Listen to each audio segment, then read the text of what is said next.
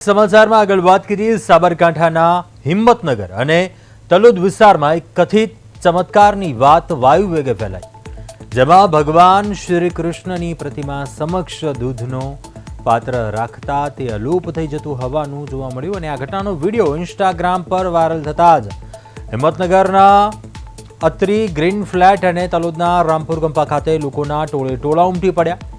ઘણા ભક્તોએ જાતે પ્રતિમાને દૂધ પાવાનો પ્રયાસ પણ કર્યો હતો। જો કે વૈજ્ઞાનિક દ્રષ્ટિકોણથી આવી ઘટનાઓ પાછળ કેટલીક વખત ભૌતિક કારણો જવાબદાર હોય છે, પરંતુ શ્રદ્ધાળુઓ માટે આસ્થાનો વિષય બન્યો છે અને સોશિયલ મીડિયા પર આ વિડીયો પર લોકો વિવિધ પ્રકારની કોમેન્ટ્સ પણ કરી રહ્યા છે, સતત ટ્રોલ થઈ રહ્યો છે।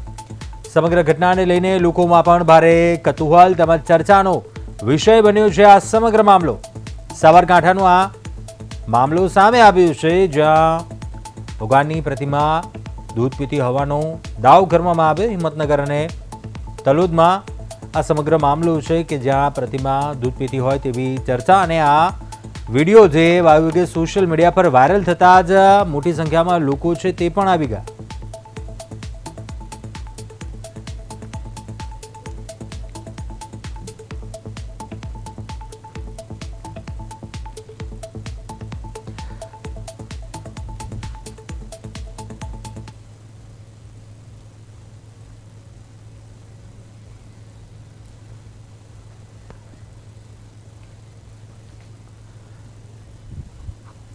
જયંતભાઈ પંડ્યા વિજ્ઞાન જાથાથી આપણી સાથે ફોન લાઈન પર જોડાયા છો। જયંતભાઈ, આપનું સ્વાગત છે પ્રદેશ 24 ગુજરાતીમાં।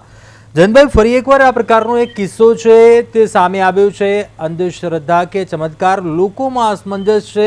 ભગવાનની પ્રતિમા દૂધ પીતી હોવાની ચર્ચા, આ પ્રકારની ઘટના, પહેલા તો આ કઈ રીતે જુઓ છો આપ આ ઘટનાને લઈને? સોશિયલ મીડિયા ઉપર પણ અત્યારે આ વાયરલ થઈ રહ્યું છે વિડીયો, શું પ્રતિક્રિયા?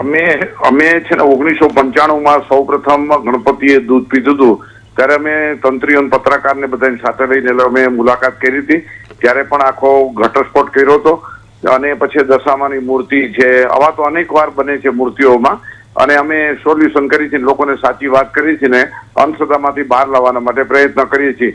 સાબરકાંઠા જિલ્લામાં જે બે ઘટના ચમત્કારિક રીતે ગઈકાલે રાતના બની છે, તેમાં પેલા વૈજ્ઞાનિક કારણ તો આપણે આપી દીધું। વિજ્ઞાનના ક્રિયાકારણ સંબંધ વગર કોઈ ઘટના બનતી નથી। દ્રષ્ટિભ્રમ, માસ હિસ્ટેરિયા અને કેશાકર્ષણ અને પૃષ્ઠતાણના કારણે આ સમગ્ર ઘટના બની છે। આ કોઈ પણ પ્રકારનો ચમત્કાર નથી, માત્ર ને માત્ર વિજ્ઞાનની ભાષામાં તૂત કહી તો ચાલે। હવે અત્યારે પરસોત્તમ મહિનો ચાલે છે, ધાર્મિક માહોલ છે અને ખાસ કરીને આપણે ધર્મપ્રિય પ્રજા છે। શ્રદ્ધા રાખવી જરૂર છે, પણ અશ્રદ્ધા એટલે અંધશ્રદ્ધાથી આપણને પાયમાલી બરબાદી સિવાય કશું નથી મળ્યું। આવા લેભાગુઓ છે, આવા ગતકડા મૂકી અને શારીરિક, માનસિક, આર્થિક શોષણ કરે છે, એમાંથી બહાર આવવું જોઈએ। અમે કાર્યક્રમો કરીને અમે ડેમોન્સ્ટ્રેશન પણ કર્યું। અમે 3 મૂર્તિમાં કર્યું છે, ગણપતિની મૂર્તિમાં કર્યું, શિવજીની મૂર્તિમાં કર્યું અને બાલકૃષ્ણની લાલાની મૂર્તિમાં કર્યું। 3માં દ્રષ્ટિભ્રમને કારણે દૂધ છે અને પાણી પણ પીતા હતા, બંને પાણી પણ પીતા હતા। અને એમાં એવું છે કે ક્યું તમારી પાસે પિત્તળ છે કે માટી છે, એવું કે ક્યારેક તો એક કિલો અમે કે ગણપતિનું મોટી મૂર્તિ હોય તો 1 કિલો પણ દૂધ ને પાણી પી જતા। આવા અમે ચમત્કારકના પ્રયોગ પણ કર્યા હતા। તો આમાં કોઈ પણ જાતનો નથી, માત્ર દ્રષ્ટિભ્રમ અને અત્યારે જે પરસોત્તમ મહિનો ચાલે છે એના કારણે આ ઘટના લાલાની ઘટના બની છે। આ સિવાય કશું નથી। લોકોએ આવી અંધશ્રદ્ધામાંથી બહાર આવવું જોઈએ અને 21મી સદીમાં આપણે જીવી રહ્યા છીએ વિજ્ઞાન ટેકનોલોજીમાં। ચંદ્રમુગર ઉપર વસવાટની વાત કરીએ ત્યારે આવી ઘટનાથી દૂર રહેવું જોઈએ તેવું જાથા બહુ સ્પષ્ટપણે માને છે।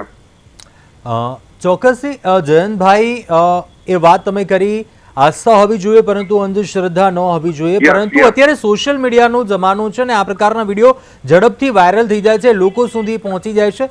લોકોને પણ શું એક સંદેશ આપવા માંગશો કે લોકોમાં પણ એ જાગૃતિ આવે અને સમજવાનો પ્રયાસ કરે સત્યને લઈ? એક તો ખાસ કરીને જ્યારે સોશિયલ મીડિયા ઉપર અત્યારે લોકો કમાણી કરવા માટે અને પોતાની પ્રસિદ્ધિ માટે અને પોતે કોઈ પણ બાબતની અંદર સામે આવવા માંગતા હોય છે આવા તત્વો, એક તો એનાથી પહેલા તો તર્કને પ્રાધાન્ય આપવું જોઈએ અને તમારામાં વિજ્ઞાન અભિગમ દ્રષ્ટિકોણ હશે તો તમે પારખી જશો સાચું શું છે, ખોટું શું છે, અને આપણે દોરવાશું નહીં। અંતે તો આપણા ભાવિ પેઢી અને આપણી માનસિકતાની કસોટી થાય છે। તો ખરેખર કાળજી રાખીને તર્ક એનાથી દૂર રહેવું જોઈએ અને સોશિયલ મીડિયાનો મોટે ભાગે અમુક લોકો દુરુપયોગ કરે છે તો એનાથી સાવધાની કેળવી જોઈએ તેવું આપના દર્શકોને હું ખાસ વિનંતી કરું છું. ચોક્કસથી જયંતભાઈ પંડ્યા પ્રદેશ 24 ગુજરાતી સાથે વાતચીત કરી અને અભિપ્રાય આપ્યો આપનો. ખૂબ ખૂબ આભાર આપનો. તમે જે વ્યક્તિ તો હિંમતનગર અને તલોદનો આ મામલો છે કે જ્યાં પ્રતિમા ભગવાનની જે દૂધ પીતી હોવાની ચર્ચા એ વિડીયો વાયરલ થતા મોટી સંખ્યામાં લોકો છે તે પણ ઉમટી પડ્યા હતા. વાસ્તવની અંદર એમાં વિજ્ઞાનનું છુપાયેલું રહસ્ય હોય છે. આ કેસમાં માસ હિસ્ટેરિયા અને પૃષ્ઠતાણના કારણે આપણને દૂધ છે કે પાણી છે અદૃશ્ય જોવા મળે છે. ભગવાન શ્રી કૃષ્ણની શ્રદ્ધા રાખવી, ભક્તિ કરવી, પરંતુ અંધશ્રદ્ધાથી અંતે તો માનવીને જ નુકસાની થાય છે, પાયમાલી મળે છે. તેથી જાગૃત રહેવાની જરૂર છે, સાવધાની રાખવાની જરૂર છે. તો સાબરકાંઠા જિલ્લાની બંને જગ્યાએ જે ભગવાન કૃષ્ણને દૂધ પીવાની જે ઘટના છે માત્ર ને માત્ર માસ હિસ્ટેરિયાના કારણે